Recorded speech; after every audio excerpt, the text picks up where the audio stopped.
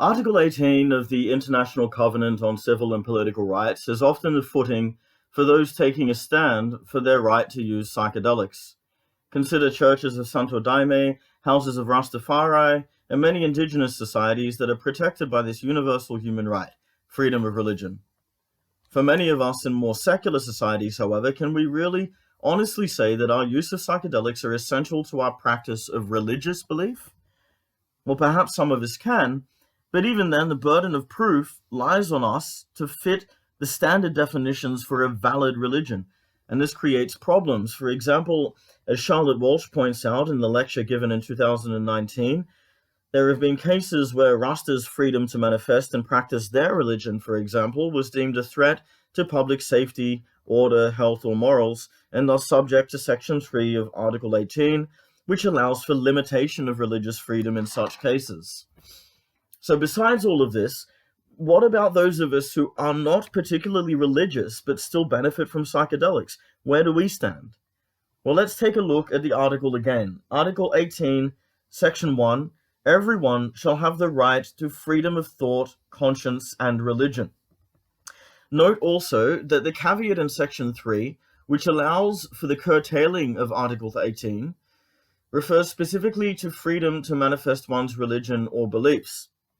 It does not mention the first two freedoms, namely freedom of thought and freedom of conscience. Now, why is this?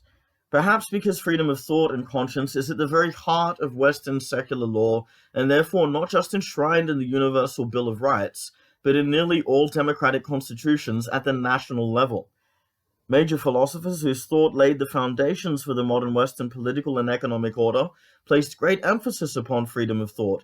Spinoza, Locke, Voltaire, Mill, to name just a few. Now, Spinoza died in the 17th century, Locke and Voltaire in the 18th century. Even the youngest mentioned, John Stuart Mill, died in 1873. So let's go back to the decades immediately following Mill's death in 1873 and see what could have changed from then concerning notions of freedom of thought. Well, in the 1880s and 1890s, people in the West began experimenting with peyote, and chemists isolate, identify, and synthesize mescaline for the first time.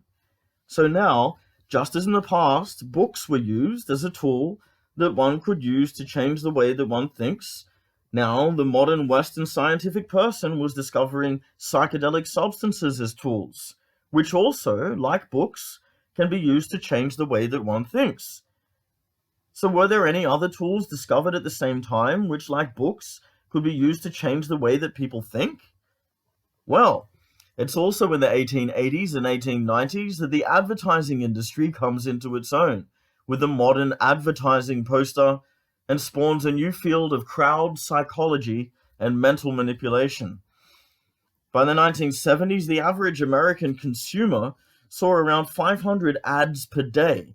In 2020, that number has reached over 5,000 ads per day. Advertising agencies now use fMRI brain imaging to hack even deeper into consumers' minds and change their brain chemistry to make them think that they need to buy a product. Well, probably most of us have experienced having ads targeted at us personally based on the harvesting of our metadata, as we enter a brave new world of not just neuroimaging, but psychopharmacology, brain implants, and brain-machine interfaces. Enter cognitive liberty, a term coined by Sentencia and Bois and defined as the right of each individual to think independently and autonomously, to use the full power of his or her mind, and to engage in multiple modes of thought. This can be boiled down to a dual right with two aspects, outlining both a negative and a positive obligation, the right to use and the right to refuse neuroenhancements. Interestingly, this is reflected in Timothy Leary's two commandments for the molecular age back in 1960s. Number 1, thou shalt not alter the consciousness of thy fellow man. And number 2, thou shalt not prevent thy fellow man from altering his consciousness. Sentencia, a neuroethicist, speaks of the escalation and the growth of neurobioinfocognotech, and says cognitive liberty is a term that updates notions of freedom of thought for the 21st century. by taking into account the power that we now have, and increasingly will have, to monitor and manipulate cognitive function.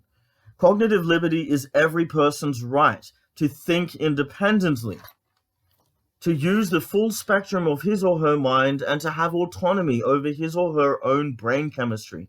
Cognitive liberty concerns the ethics and legality of safeguarding one's own thought processes, and by necessity, one's electrochemical brain states.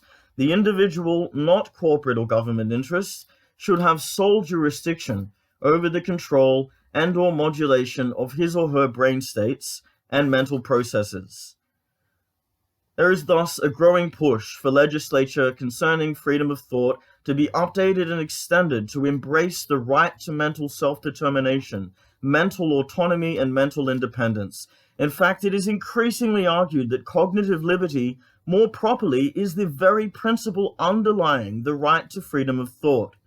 Check out the links in the description for further research into this most important field of human rights for the 21st century. Prejudice. Wrote a song about it? Like to hear it? Here it goes.